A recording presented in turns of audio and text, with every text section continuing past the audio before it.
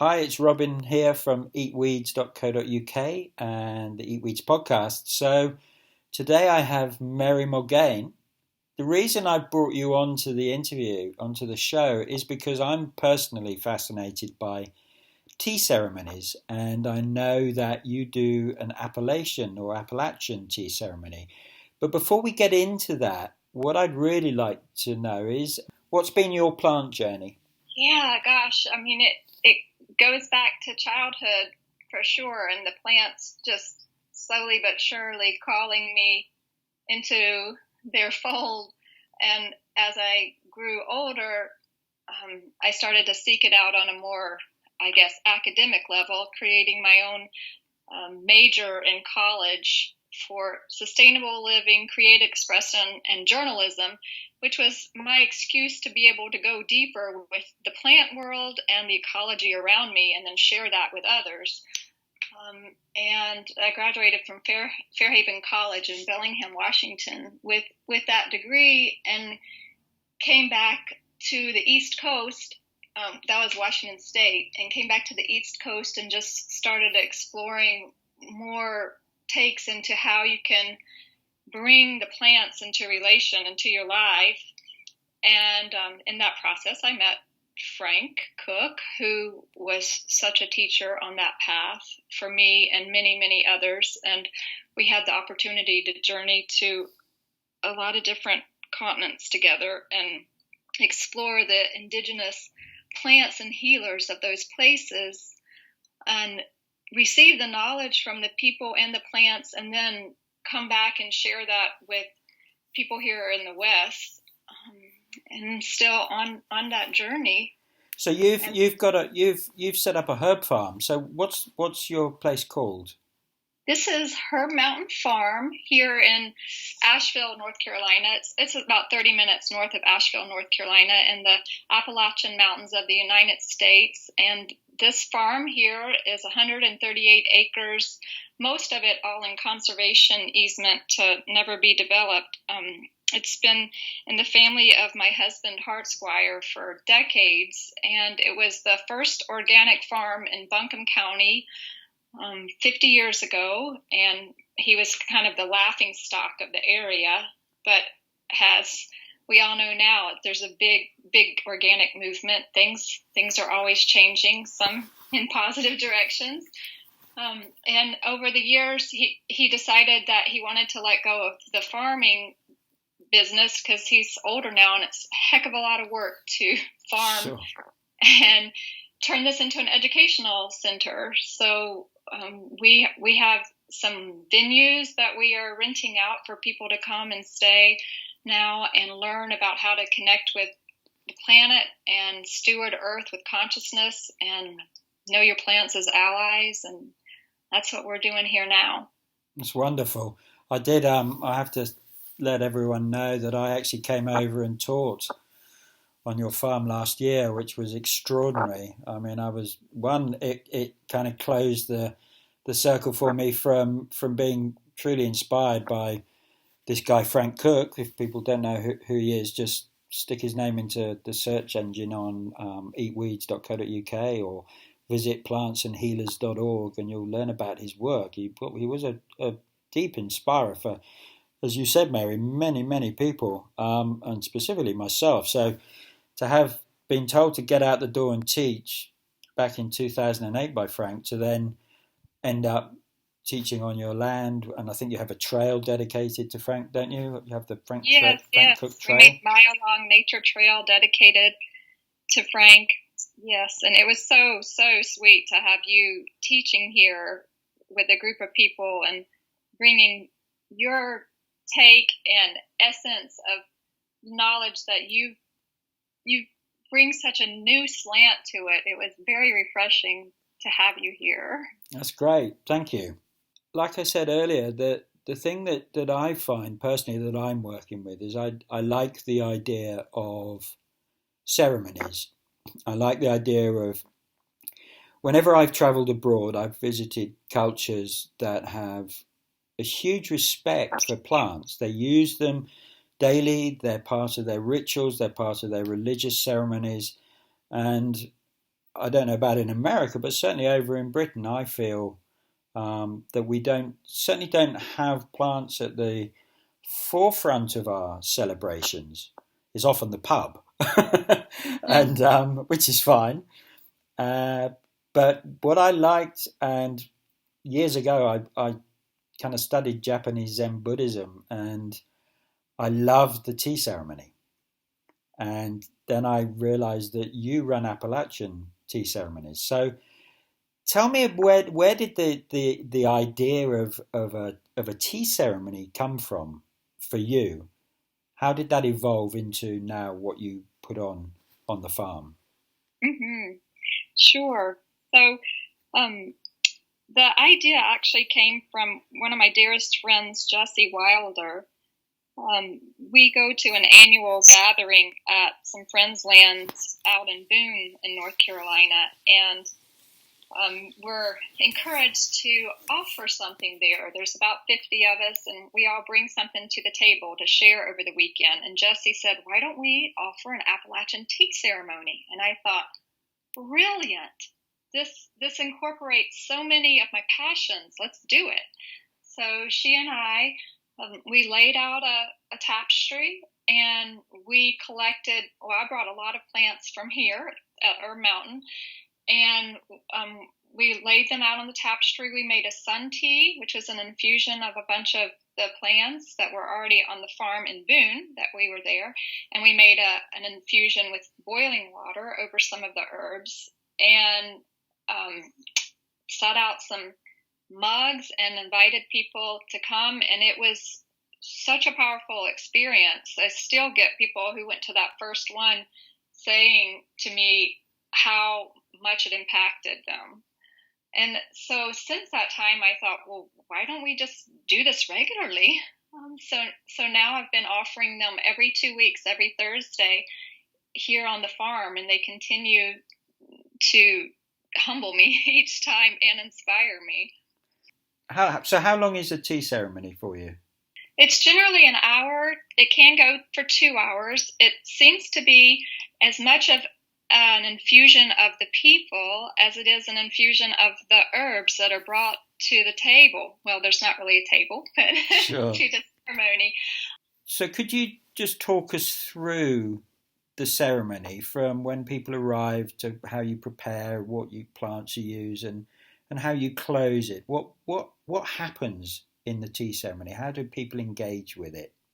So with the Appalachian Tea Ceremony, the thing that is, I would say, the most important pulse of it is that it's the plants coming through who are strongest in their season. So, for example, last week, Lindera benzoin, which is spice bush, one of our native shrubs, is about to burst into flower. So this plant was calling me to harvest and make an infusion of it to share with the people in the tea ceremony.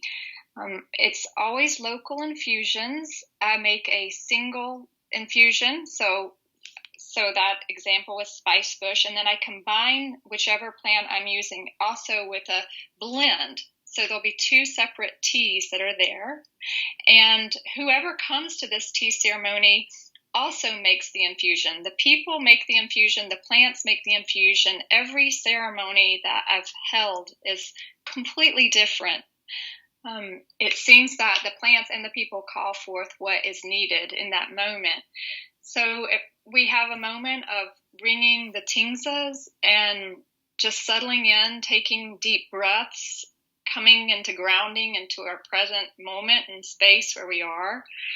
And then I share the intention of the tea ceremony, which is to find a sense of place in the here and now, and to slow down in this hectic world and take a chance to reflect quietly on our hearts and listen to what one another or whatever is coming up inside of ourselves, and to be still with the plants as we sip the tea and drink the tea and really feel it going through our bodies, through our bloodstreams, through the places in our body that we might not be paying attention to, and we're just gulping down our tea to get from A to B in our daily life. And once we've once we pour the tea, which is done in silence, we smell it, we sit with it. I incorporate more of the ancient traditions of tea ceremony during that part. Then I offer up, does anybody know who this being is? So I don't tell what the tea is. And oftentimes people will be able to tell from the smell. Sometimes no one will know what it is. And once it's been made known who it is, I'll pull out the plant itself and share it, pass it around. And then the stories just start pouring out, like what this plant's relationship is with us.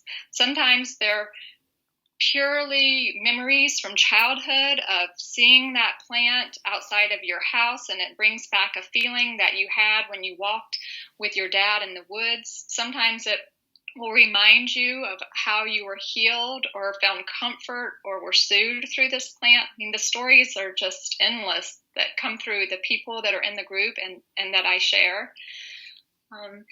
And after we've shared that for a while, sometimes a song will want to come through. I'll share a song, and then we'll offer the blend, the next tea, which is a blend. And it evokes all kinds of other feelings and thoughts and emotions. And more plant stories come. And then we sit in silence and pause for a little bit longer. And oftentimes through this simple slowing down and being quiet with the tea, people feel called to share really dear and tender things on their heart that is happening in their heart. And for me, that's the richest part of it, is to see the plants working inside of ourselves to hear our own inner guidance and our own voice, and allow ourselves to be vulnerable and know that we're held safe in this ceremonial space to share. And then I close it with song usually, and then our ceremony is over. That's really beautiful, Mary. I love how something as simple as infusing a plant. Sometimes I run retreats, so I've never called them flower tea ceremonies or tea ceremonies before. I've just called them plant tastings, and I find it quite extraordinary how kind of, like you say, that the old memories, the forgotten memories, often from when we were very young, when we engaged with plants in that kind of curious, almost unconscious way when we were children, can elicit such deep feelings of contentment and serenity and peacefulness. Mm-hmm. And I also find it really extraordinary that, because I don't tell people what they're drinking, and I try to choose a plant that the chances are most people in the group won't know. And actually, the way that I work is that we give people a piece of paper and they just write down whatever is coming to their mind, and they do that in silence, and then that's shared. And what I find is, specifically with the medicine uses, the old folk uses of the plant, that they correlate almost identically to what are in the old herbal books. But then there's another aspect that comes in where, I mean, I did it with cleavers last year with a group, and 4 people felt that cleavers was good for respiratory problems. Now, cleavers is goosegrass, and nowhere in the herbals does it mention respiratory problems. And in fact, there was a woman with asthma who said that her asthma constriction had really reduced by drinking the tea. So I find tea ceremonies as although on the surface level they could just be, well, I'm just drinking a cup of tea, herb tea, but on the deeper level, there's a lot of healing that can go on, especially when those sharings start happening. Yeah, it makes me think about how we received that initial information in the first place of the plant medicine, the folk medicine.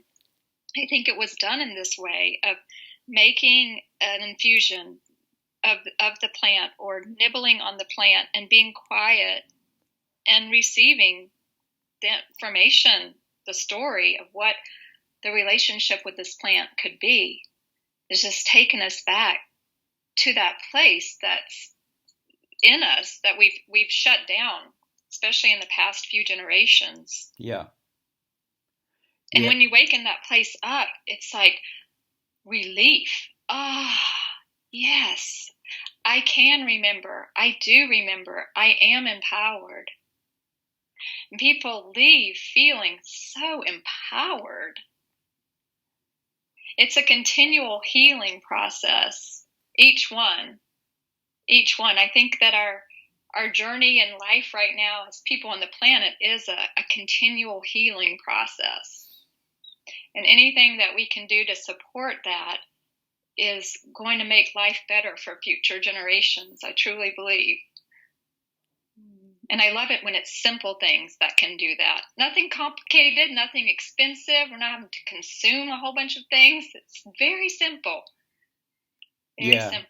I find that it's funny. Simplicity is an easy thing to say, but it's hard in the human body when our brains love to complexify everything. Yes. And that's what I like about I use the word contemplative practice, but that's slowing down, that paying attention, that becoming present to the moment, and really kind of almost getting a sense of possibility, potential. There is always, certainly I've experienced the hope that comes, that even though there's a lot of bleak stuff going on in the world, that somehow there is that buoyant hopefulness that comes when I engage with plants, wild plants most often. So what do you advise, or any suggestions to people who are listening to this show on, because obviously they can't come to Appalachia. Well, some might actually, that's not true. I think some might be able to.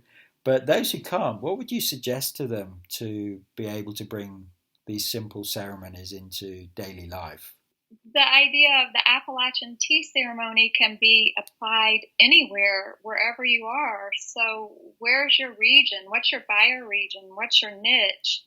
It can, what would you call your area? Like, I wouldn't call it the UK tea ceremony, but like, what would you call, it's like bringing it down home to right where you are and holding space and letting the plants just guide people. So we could have the Devon tea ceremony, or you could have or you could even go down to kind of town or city region specific.